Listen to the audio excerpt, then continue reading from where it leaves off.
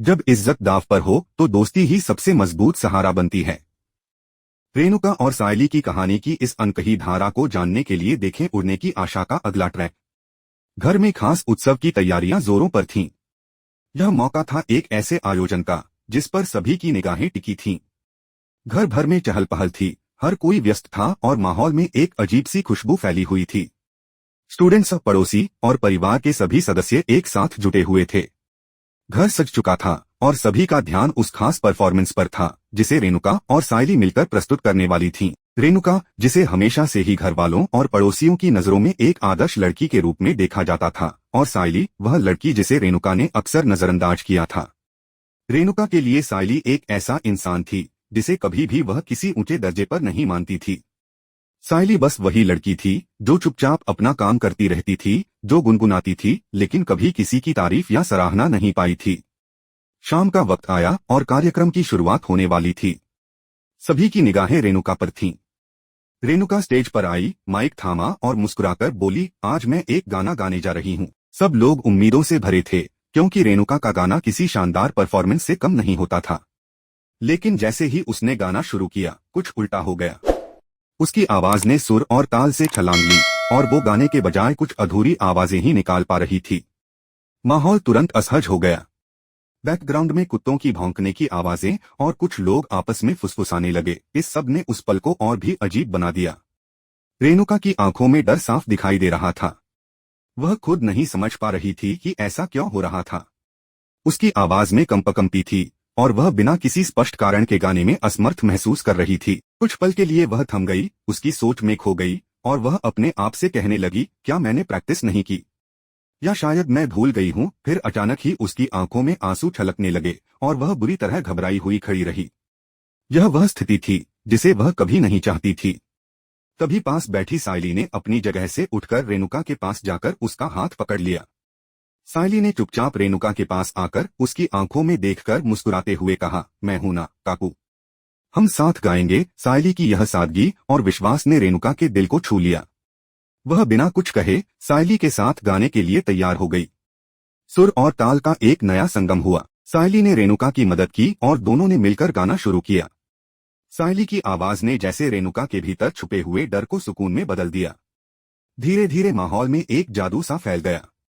दोनों की जुगलबंदी ने सबको मंत्रमुग्ध कर दिया। घर के सभी लोग, बच्चे, बड़े, बुजुर्ग, हर कोई इस सुरीली धारा में बहने लगा। तालियों की गूंज से पूरा माहौल गूंज उठा। सभी लोग इस गाने के अंत में खड़े होकर रेणुका और सायली की सराहना करने लगे। बूढ़ी आजी ने कहा, वाह, रेणुका ने तो कमाल कर दिया। और घर में कुछ और बुजुर्ग खुशी से बोल पड़े, मेरी सोहन बाई, तू तो सचमुच कमाल कर गई। रेणुका के चेहरे पर मुस्कान तो थी, लेकिन उसकी आंखों में एक विचार भी था। उसकी आंखों में आंसू थे, लेकिन वह उन्हें रोकने की कोशिश कर रही थी। वह सायली को देखती है और मन ही मन सोचती है कि अगर आज सायली ने मेरा साथ ना दिया होता तो मेरी इज्जत इस मंच पर सबके सामने चली जाती। उसे महसूस हुआ कि सायली वह लड़की है जिसे उसने हमेशा नीचा समझा, कभी भी उसकी अहमियत नहीं समझी। आज सायली ने रेणुका की इज्जत बचाई। उसने वह किया जो रेणुका खुद नहीं कर पा रही थी। उसकी आवाज में वो ताकत थी जिसने रेणुका के डर और संकोच को भुला दिया। गाना समाप्त हुआ और माहौल में एक अजीब सी शांति छा गई। यह एक नया मोड़ था। रेणुका का हार को जीत में बदलने का यह पल उसकी जिंदगी के सबसे खास पल में से एक बन चुका था। रेणुका और सायली की दोस्ती अब एक नए मोड़ पर पहुंच चुकी थी। वह रिश्ता जो कभी एक ऊंची नीची दीवार पर खड़ा था, अब एक मजबूत और सशक्त आधार पर खड़ा था। रेणुका अब यह समझने लगी थी कि सायली वह लड़की है जो कभी भी किसी से कम नहीं थी। रेणुका के दिल में अब सायली के लिए इज्जत थी और यह एक नई शुरुआत थी। क्या अब रेणुका सायली को एक बराबरी का दर्जा दे पाएगी? क्या इन दोनों के बीच अब दोस्ती का नया स्वरूप दिखेगा? क्या इस सुर और ताल के रिश्ते में एक नई धुन जुड़ने वाली है? आइए जानते हैं आज के एपिसोड में क्या हुआ। कहानी के एक ऐसे मोड़ पर जब परिवार के रिश्तों और संघर्षों की परतें खुल रही थीं, एक नया ड्रामा सामने आया।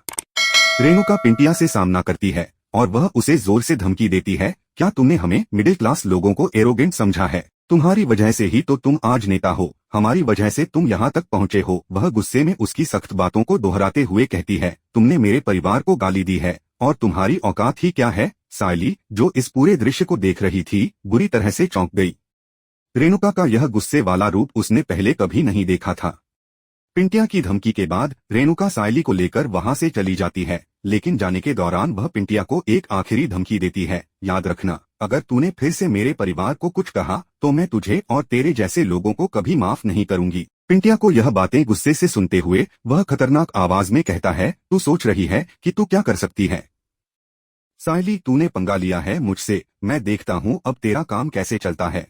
रेणुका और सायली जब वहां से चली जाती हैं, पिंटिया का क्रोध साफ जाहिर होता है। बाहर आते ही रेणुका सायली से चिल्लाती हुई कहती है, तेरी वजह से ही तो सब कुछ बर्बाद हो गया है।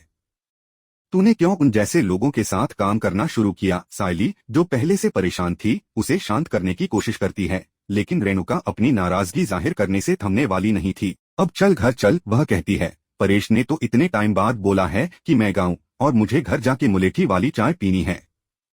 आवाज भी तो ठीक करनी है ना। सायली चुपचाप उसके साथ चल पड़ती है, लेकिन उसके मन में एक अजीब सी बेचैनी थी। दूसरी ओर नीतू बाहर बैठी थी और तभी आकाश आकर बैठता है। दोनों अपनी बातें कर रहे होते हैं कि अचानक आकाश का फोन बजता है। रिया की कॉल आती है और वह पूछती है, कितना टाइम लगेगा? आकाश जवाब देता है, हाँ, बस थोड़ा टाइम और लगेगा। बात करते करते नीतू वहां आती है और फोन उठाती है। यह अर्जेंट था, इसलिए मैं आई हूँ, वह कहती है, वरना मैं नहीं आती। आकाश और नीतू काम में व्यस्त होते हैं, लैपटॉप पर मेनू डिसाइड कर रहे होते हैं। तभी रिया उनकी तरफ कॉफी लेकर आती है। रिया कहते हुए हंसते हुए कहती है, इतना काम कर रहे हो तो तुम्हारी एक कॉफी तो बनती है ना? आकाश और नीतू मुस्कुराते हैं। रिया चाय देने के बाद कहती है, चलो अब हम लोग चलते हैं, ग्रैंड मॉम इंतजार कर रही हैं। इस बीच तेजस बाहर रास्ते पर चल रहा था और वह खुद से बात करता हुआ कह रहा था, इतना बड़ा नुकसान हुआ है क्यों? तभी उसे कॉल आता है। फोन उठाते ही वह घबराया हुआ कहता है, यह वापस कॉल कर रहा है। फोन पर क्रेडिट कार्ड वाले होते हैं जो उसे धमकी देते हुए कहते हैं, तुम तो ईद के चांद हो गए हो, दिखाई नहीं देते। हमारे पैसे नहीं दिए तो हम तुम्हारे घर का लोकेशन और रिश्तेदारों के बारे में सब जानते हैं। तुम्हारे दुकान में तो आएंगे ही और तुम्हें छोड़ेंगे नहीं। तेजस का दिल थम जाता है, वह डरा हुआ महसूस करता है और यह हालात उसके लिए और भी विकट होते जाते हैं। दूसरी तरफ घर में फिर से हलचल मच जाती है। सचिन परेशान दिखाई देता है और वह इधर उधर घूमता है। उसकी परेशानियां साफ दिख रही थीं। तू इतना क्यों परेशान है? आजी उससे पूछती हैं और वह कहता है, मेरी बाई और बाबा की बाई साथ में बाहर गए हैं, तो क्या वे एक साथ वापस आएंगे? आजी हंसते हुए उसे चाय का कप देती हैं और कहती हैं, तू फिक्र मत कर, आजा मेरे पास, बैठ चाय पी। सचिन चुपचाप चाय पीने के लिए बैठ जाता है। इसी दौरान रिया और आकाश वहां पहुंचते हैं और उनकी बातचीत का सिलसिला चलता है। आकाश कहता है, यह बहुत रोड था जो तुमने बाहर किया। रिया जवाब देती है, मेरा घर है, मैं कहीं भी जा सकती हूँ। सचिन और सभी लोग उन्हें देख रहे होते हैं और सचिन को समझ में नहीं आता कि ये दोनों क्यों इस तरह से बातें कर रहे हैं। तभी रेणुका और सायली भी वहां पहुंच जाती हैं। रिया कहती है, एक लाइन ड्रॉ करनी चाहिए। इस पर रेणुका पूछती है, किस बात की? रिया कहती है, कुछ नहीं, लेकिन सायली कहती है, हाँ मैंने भी सुना। और फिर रिया जवाब देती है, सुनाना।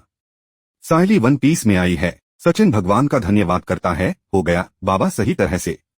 यहाँ तक कि सचिन सायली से पूछता है, वो नेता के साथ तेरा मीटिंग कैसा हुआ? सायली जवाब देती है, ठीक था, लेकिन अचानक तेजस आता है और कहता है, मुझे बहुत नुकसान हुआ है, शोरूम से सामान चोरी हो गया। सचिन घबराया हुआ कहता है, क्या हुआ? तेजस कहता है, मैं सचिन को 0-0 नहीं दे पाऊंगा, मुझे बहुत परेशानी है। सचिन गुस्से में कहता है, मुझे पैसे चाहिए। पैसे रोशनी और रेणुका तेजस का साथ देती हैं, लेकिन सचिन की जिद खत्म नहीं होती।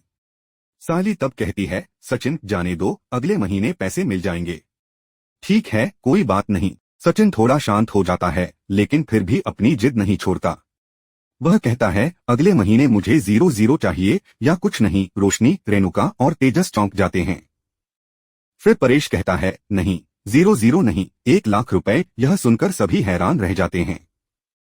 रोशनी और तेजस कहती हैं कि अगले महीने पैसे दे देंगे और सचिन की जिद और बढ़ जाती है। इस दौरान घर में पूजा की तैयारियां चल रही होती हैं।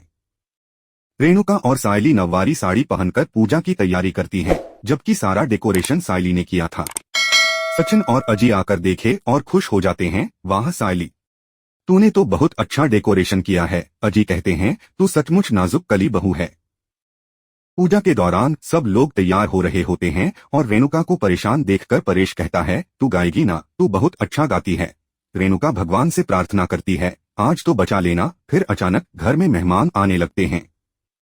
सब लोग रेणुका का गाना सुनने के लिए तैयार होते हैं, लेकिन जैसे ही वह गाना शुरू करती है, बाहर कुत्तों की भौंकने की आवाजें गूंज उठती हैं। सचिन और परेश कमेंट्री करने लगते हैं, यह ताल दे रहे हैं, और सचिन मजाक करता है, रे कान के पर्दे फट रहे हैं। यह सब देखकर रेणुका चिढ़ जाती है और कहती है, अब मैं नहीं गाऊंगी। परेश रिया से पूछता है, तुम गाओगी? लेकिन रिया कहती है, अगर मैं गाने लगी तो सब भाग जाएंगे। फिर रेणुका रोशनी को बोलती है, तुम गाओ, लेकिन रोशनी मना कर देती है।